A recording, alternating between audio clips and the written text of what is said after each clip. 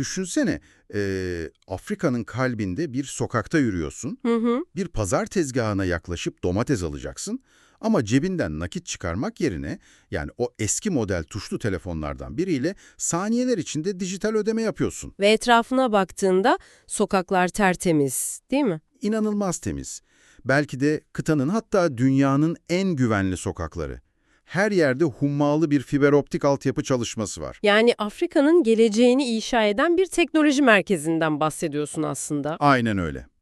Peki sana şu an üzerinde durduğun bu ülkenin sadece birkaç 10 yıl önce haritadan silindenin eşiğine geldiğini, altyapısının tamamen sıfırlandığını söylesem? Çoğu insanın aklına o karanlık tablo geliyor hemen. Kesinlikle. Ruanda'nın o tek boyutlu imajının ötesine geçeceğiz. Ki bu çok gerekli bir şey. Kesinlikle. Bu derinlemesine incelemede amacımız o trajik 100 günün ötesine uzanmak. Patlayan volkanik göllerin, nakitsiz dijital devrimin ve bin yıllık bir kültürün şifrelerini çözeceğiz. Pekala, bunu bir açalım. Önce coğrafyadan başlamamız lazım, değil mi? Tabii, çünkü her şeyin başladığı yer orası. Doğu Afrika'da Büyük Rift Vadisi'nin o hareketli fay hatları üzerinde yer alan bir ülkeden bahsediyoruz. Ve denize hiç kıyısı yok. Aynen, denize kıyısı olmayan Uganda, Tanzanya, Burundi ve Demokratik Kongo'yla sarılı bir kara parçası. İşin ilginç tarafı yüz ölçümü. Ne kadar ki tam olarak? Kabaca 26 bin kilometre kare. Yani gerçekten ufacık bir yer. Ufacık ama bu küçücük alanda 14 milyon insan yaşıyor. Yani kilometre kareye 500'den fazla insan düşüyor. İnanılmaz bir yoğunluk bu. Üstelik demografik verilere bakıyordum, nüfusun %60'ı 24 yaşın altında. Hmm. Yani sürekli büyüyen, birbirine inanılmaz derecede yakın yaşamak zorunda olan, çok genç ve sıkışık bir yapı var ortada. İşte bu sıkışıklık hissi sadece nüfusla da ilgili değil aslında. Doğrudan topografyanın bir sonucu. Nasıl yani? Kaynaklarda sürekli karşılaştığımız o ünlü bir tanım var ya, Bin Tepe ülkesi veya Fransızcasıyla Mille Collines. Bu sadece romantik bir şiirsel metafor değil. Bildiğin jeolojik bir gerçek. Kesinlikle. Ülke o kadar engebeli, sayısız derin vadi ve sarp tepeyle o kadar bölünmüş durumda ki tarım yapabilmek için bile her karış toprağı teraslamak zorundalar. Dağlık bir arazi tamamen. Evet, kuzeybatıda 4500 metrelere kadar tırmanan Karisimbi Dağı var mesela. O devasa Virunga volkanik zincirinin bir parçası. Dağ gorillerinin de son doğal sığınaklarından biri burası. Doğası inanılmaz çeşitli o zaman. Çok çeşitli. Doğuda yükseklik aniden düşüyor, Akagera Ulusal Parkı'nın geniş savanaları başlıyor. Güneyde ise 13 farklı primat türüne ev sahipliği yapan yung ve yağmur ormanları var. Yani o ufacık alana koca bir ekosistem, devasa bir ekolojik sıkışma sığdırmışlar. Tam olarak öyle. Ekolojik sıkışma derken kaynaklarda okuduğum en sarsıcı jeolojik detaydan bahsetmek istiyorum sana. Kivu Gölü. Ah, evet, o meşhur göl. Dışarıdan bakıyorsun, dağların arasında kalmış masmavi, sakin, muazzam güzellikte bir göl. Ama suyun altı bildiğin saatli bomba. Belgesel deşifresinde bilim insanları bu tür sulara ölümcül göller diyor. Çünkü Kivu Gölü doğrudan o aktif volkanik Rift Vadisi yarığının tam üzerinde oturuyor. Bu da sürekli bir gaz sızıntısı demek, değil mi? Aynen öyle. Gölün tabanındaki volkanik çatlaklardan sürekli olarak karbondioksit ve metan gazı sızıyor suya. Peki neden hemen uçup gitmiyor bu gaz? Çünkü göl çok derin, dipteki o devasa su basıncı bu gazları çözülmüş halde bir nevi hapsedilmiş olarak tutuyor. Şunu bir düşün, kapağı açılmamış bir soda şişesinin içindeki gazın sıvıya karışmış halde beklemesi gibi yani. Kusursuz bir benzetme. Ancak bölgede yaşanabilecek şiddetli bir deprem veya ufak bir volkanik sarsıntı o tabandaki suyu aniden yukarı itebilir. Ve o basınç kalktığında gaz fışkırır. Hem de nasıl? Üzerindeki su basıncı kalkan bu devasa gaz kütlesi bir anda serbest kalıp yüzeye patlar. Buna limnik patlama adı veriliyor bilimde. Yok artık. Bu ne kadar büyük bir risk. Devasa. Serbest kalan o milyonlarca ton zehirli gaz havadan ağır olduğu için direkt vadilere çöper. Kilometrelerce çaptaki her canlıyı dakikalar içinde boğar. İnanılmaz korkutucu bir şey bu. O devasa gazlı içecek şişesinin kapağı kilitli ama içindeki basınç sürekli artıyor. Hı hı. İşte benim anlamakta zorlandığım, Daha doğrusu muazzam bulduğu mühendislik çözümü tam burada devreye giriyor. Ruanda bu gölü boşaltıp o bölgeden kaçmak yerine o kapağı kontrollü bir şekilde açıyor. Evet, metanı çekiyorlar. O ölümcül metanı derinlerden yukarı çekip ülkenin elektrik şebekesini beslemek için kullanıyorlar. Bekle, patlamadan bunu tam olarak nasıl yapıyorlar? Mekanizma aslında saf bir fizik kanununa dayanıyor. Yani basınç farkına. Gölün çok derinlerine dev borular indiriyorlar önce. Tamam. Başlangıçta suyu yukarı çekmek için ufak bir pompa kullanılıyor sadece. Ancak su yukarı çıkmaya başladıkça üzerindeki hidrostatik basınç doğal olarak azalıyor. Ve gaz açığa çıkıyor. Aynen. Basınç azalınca suyun içindeki metan ve karbondioksit tıpkı kaynayan su gibi kabarcıklar halinde ayrışmaya başlıyor. Çok mantıklı. Bu kabarcıkların yarattığı o itme kuvveti suyu ve gazı doğal bir vakum gibi kendi kendine yukarı fışkırtıyor artık. Ekstra enerjiye gerek kalmıyor. Harika bir sistem. Sonra o gazı ayırıyorlar sanırım. Evet, yüzeydeki o platformda metan gazı ayrıştırılıp santrallere borularla gönderiliyor. Karbondioksit ise tekrar gölün derinliklerine tehlikeli olmayan bir seviyeye geri pompalanıyor. Kendi kendini besleyen, hem ülkenin enerji krizini çözen hem de o devasa ölümcül basıncı azaltan bir sistem. Tam bir kazan-kazan durumu. Yani kelimenin tam anlamıyla altlarındaki o saatli bombanın fitilini çekip o enerjiyi bir kalkınma motoruna dönüştürüyorlar. Bu çok güçlü bir metafor aslında. Nasıl yani? Çünkü fiziksel coğrafyadaki o sıkışmışlık ve devasa basınç, aslında ülkenin sosyal coğrafyasına dışarıdan dayatılan o yapay basıncın kusursuz bir kopyası bence. Evet. Sosyal bombaya geliyoruz. Aynen. Madem bir bombadan bahsettik, kaynaklarımızın çok detaylı bir şekilde anlattığı o büyük sosyal bombaya geçelim. Sömürgecilik öncesi döneme baktığımızda Tutsi, Hutu ve Tuva kelimelerini görüyoruz sürekli. Evet, çoğu insan bunları ezeli düşman etnik ırklar zanneder. Bunlar kan bağına dayalı ırklar falan değil, daha çok sahip olunan, büyükbaş hayvan sayısına dayanan, son derece esnek sosyal rollerdi. Doğru. Ruanda toplumunda inek sadece bir hayvan değildi o zamanlar, ekonominin ve statünün ta kendisiydi. Hı hı. Tarımla uğraşan, toprağı işleyen o geniş kitleye Hutu deniyordu mesela. Ama eğer bir Hutu zamanla zenginleşir, sürüsünü büyütür ve yeterli sayıda ineğe sahip olursa, elit bir hayvancı statüsüne geçiyor ve Tutsi oluyordu. Veya tam tersi de mümkündü. Bir Tutsi tüm hayvanlarını kaybederse, fakirleşirse Hutu konumuna düşüyordu. Aynen öyle. Ormanlarda amcılık yapan o küçük gruba ise Tuva deniyordu. Yani aynı dili konuşan, aynı inançlara sahip, aralarında evlilikler olan tek bir toplum bu. Aynı tepelerde iç içe yaşıyorlar, sadece ekonomik sınıflar üzerinden tanımlanmışlar. İşte işin gerçekten ilginçleştiği yer burası. Evet, Günümüzden bir senaryo kuralım. Düşünsene, bankadaki kredi notunun veya şu an sahip olduğun mesleğin bir anda senin biyolojik, genetik ve kalıcı ırkına dönüştürüldüğünü hayal et. korkunç bir düşünce. Ve bunun kanunla senin ve çocuklarının alnına damgalandığını düşün. 1884'teki o meşhur Berlin Konferansı'nda Avrupalı güçler Afrika haritasını cetvellerle böldüğünde Ruanda önce Almanya'ya geçiyor. Sonra da Birinci Dünya Savaşı bitince Belçika'ya veriliyor. Belçikalıların ülkeye gelişiyle bu esnek sosyal sistem tam bir laboratuvar deneyine dönüşüyor işte. Burada büyüleyici olan şey, dışarıdan gelen bir sömürge aklının anlayamadığı bir yerel dinamiği kendi çarpık Avrupa merkezli ırk teorilerine nasıl uydurmaya çalıştığıdır aslında. Kesinlikle. Kafalarına oturtamıyorlar o esnekliği. Belçikalılar diyor ki, sadece hayvan sayısına göre sınıf mı olur?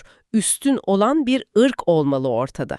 Ve o sözde bilimsel yöntemlere, frenolojiye başvuruyorlar. Evet, kafatası ölçümleri.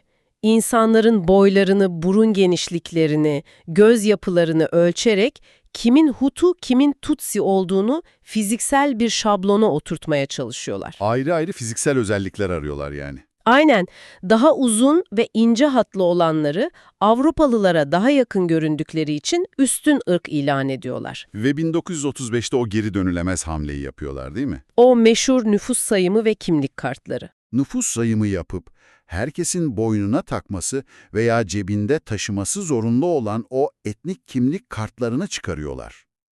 Düşünsene, o gün sayım memuru geldiğinde senin 10 ya da daha fazla ineğin varsa kartına Tutsi yazılıyor. Ondan azsa Hutu yazılıyor. Ve o saniye senin yüzyıllardır değişebilen sosyal statün biyolojik ve yasal bir kafese kilitleniyor. Artık kaçış yok.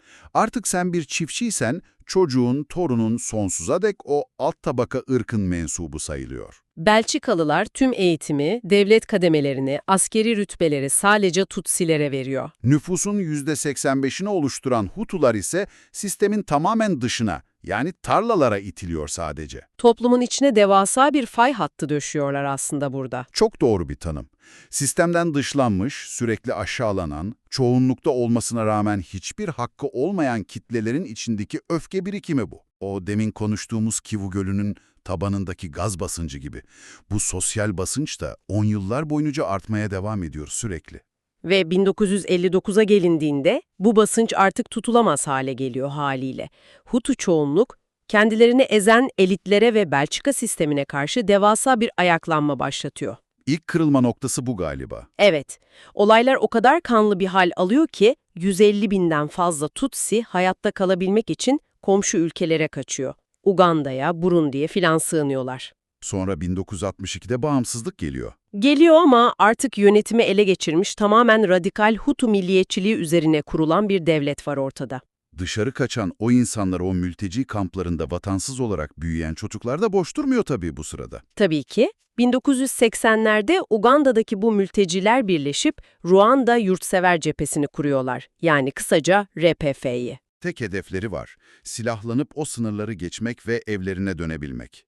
1990'da RPF'in işgal girişimiyle resmen iç savaş başlıyor. Ardından 1993'te Tanzanya'da imzalanan o Arusha Mutabakatı var, bir güç paylaşımı ve barış anlaşması sağlanıyor aslında. Ama kaynaklar bu barışın sadece kağıt üzerinde kaldığını, her iki tarafında tetikte beklediğini çok net vurguluyor okuduğum kadarıyla. Kesinlikle.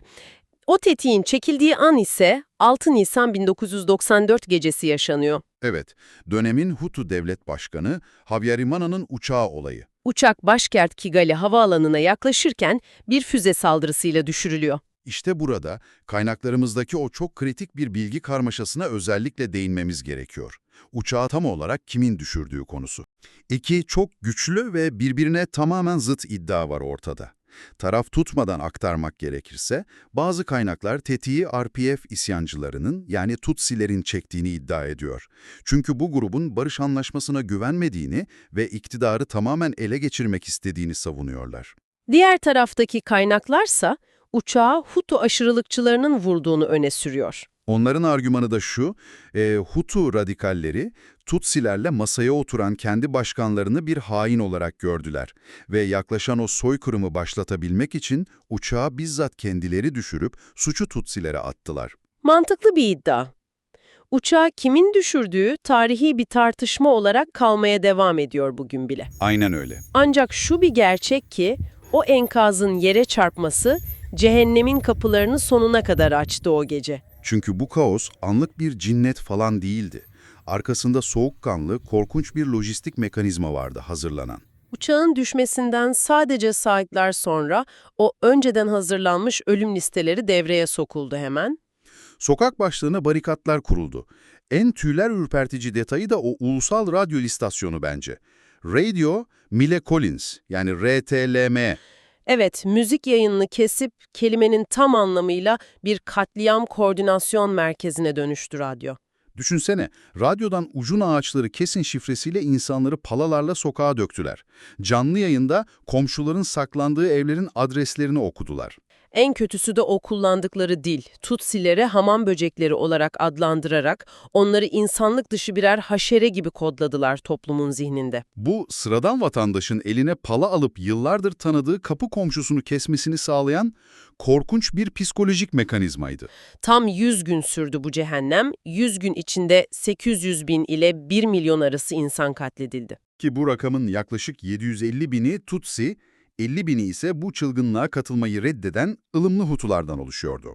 İşin en kan donduran yanı bunun endüstriyel silahlarla veya yabancı bir orduyla falan yapılmamış olması. Evet, tarım aletleriyle, palalarla. Yüz yüze, kelimenin tam anlamıyla terleyerek yapılmış olması. Bu vahşetin boyutunu aklımız almıyor gerçekten. Peki bu olurken tüm dünya, uluslararası toplum neredeydi? Kaynaklar Birleşmiş Milletler'in bölgede 2500 askeri olduğunu söylüyor açıkça.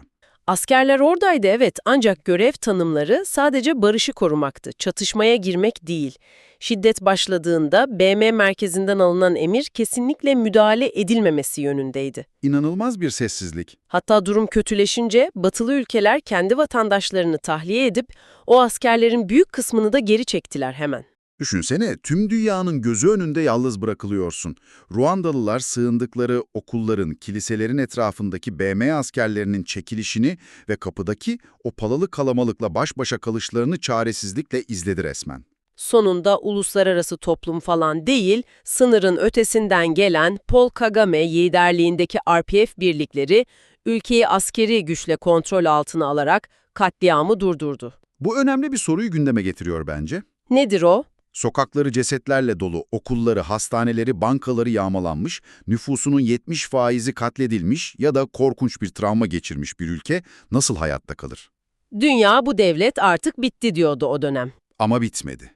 2000 yılında Kagame'nin resmi olarak başkanlığa gelmesiyle ortaya konan o Vizyon 2020 planı inanılmaz bir hikaye sunuyor bize. IMF verilerine bakarsan o küresel büyüme ortalaması %3 iken Ruanda %7,2'lik inanılmaz bir büyüme oranı yakalıyor. Hem de doğrudan yabancı yatırımda Hindistan'ı bile geride bırakarak zirveye oynuyor.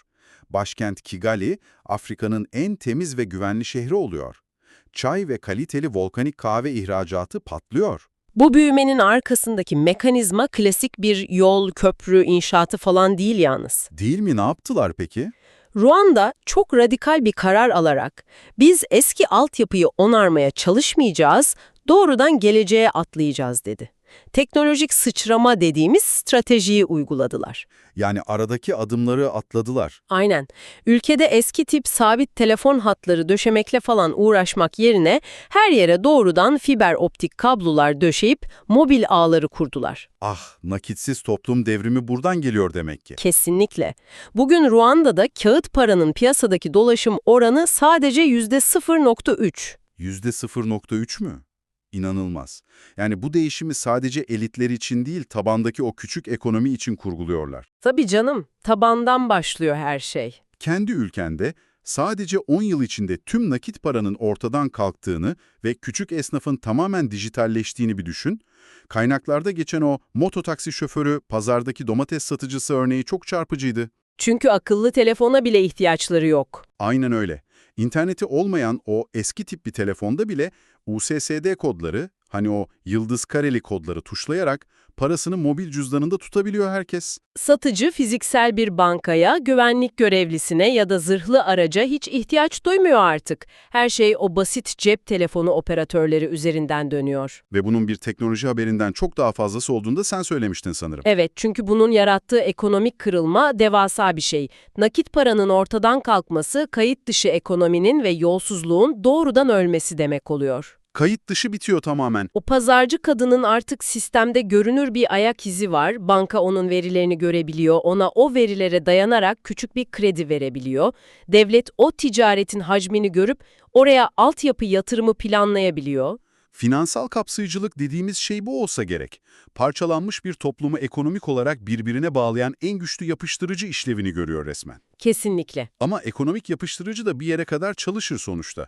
Bir de işin kültürel ve çok ağır bir psikolojik boyutu var. En zor kısmı da o zaten. Düşünsene, yan evdeki komşunun senin aileni katlettiğini biliyorsun. O adam hapisten çıkıp aynı sokağa döndüğünde sen o insanla aynı pazardan nasıl alışveriş yapacaksın? Bu toplumsal onarımı nasıl başarıyorlar? Çok keskin ve tamamen yerel mekanizmalar kurarak başarıyorlar bunu. İlk olarak Umuganda diye bir ulusal eylem yaratıyorlar. Umugandı mı? Evet, her ayın son cumartesi günü ülkede kelimenin tam anlamıyla hayat duruyor. Ticaret, ulaşım, her şey.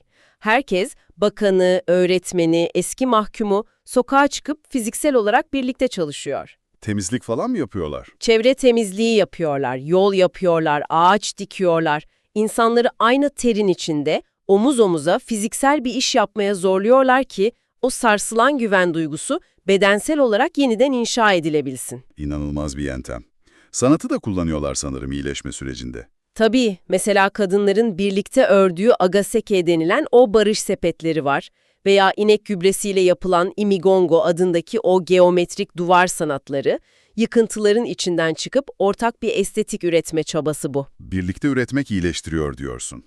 Ama tüm bunların ötesinde asıl hesaplaşma adalette kilitleniyor bence. Yüz binlerce zanlı var ortada sonuçta. Ve işleyen bir mahkeme sistemi yok. Tüm bu insanları klasik uluslararası mahkemelere çıkarsan, yargılamalar herhalde 100 yıl falan sürecek.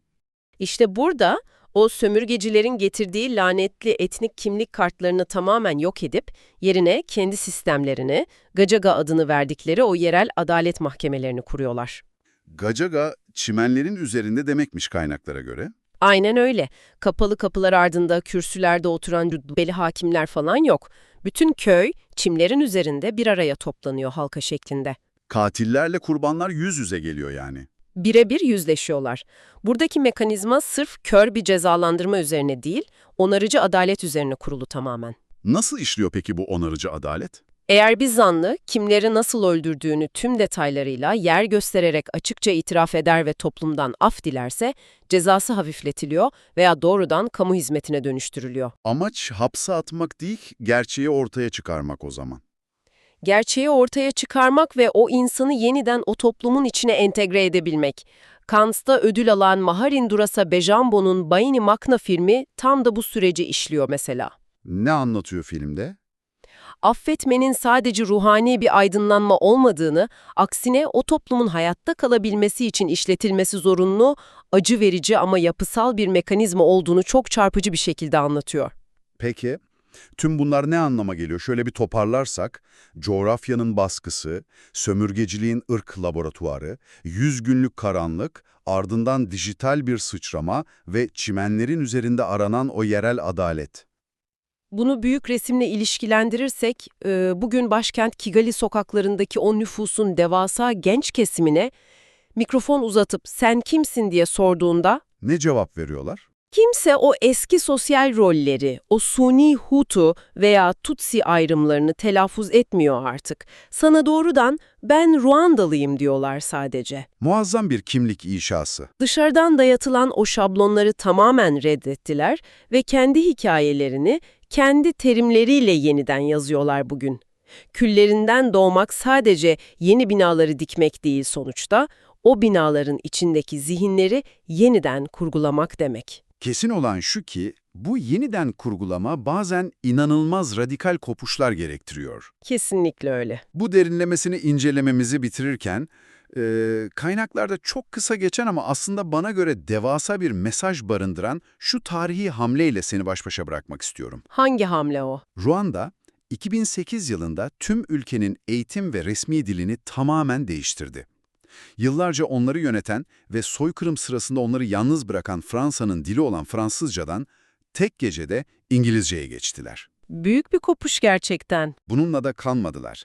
Ertesi yıl, yani 2009'da, Büyük Britanya ile tarihlerinde tek bir gün bile sömürge bağı veya tarihi bir ilişkisi olmamasına rağmen, kendi istekleriyle İngiliz Milletler Topluluğu'na katıldılar. Çok stratejik bir karar bu. Şimdi şunu düşünmeni istiyorum. Karanlık bir geçmişten, kanlı bir travmadan kurtulmanın en kesin yolu, sadece faillerle yüzleşmek değil, o geçmişin dilini tamamen reddedip, kendisi içtiğin yepyeni bir küresel ittifakla, yepyeni bir dilde geleceğini sıfırdan yazmak olabilir mi? Üzerine saatlerce düşünülecek bir soru bu. Öyle. Bu derinlemesini incelemenin sana sadece bir felaketi değil, bir ulusun kendini nasıl yeniden icat ettiğini gösterdiğini umuyoruz. Zaman ayırdığın için teşekkürler, dinlemede kal.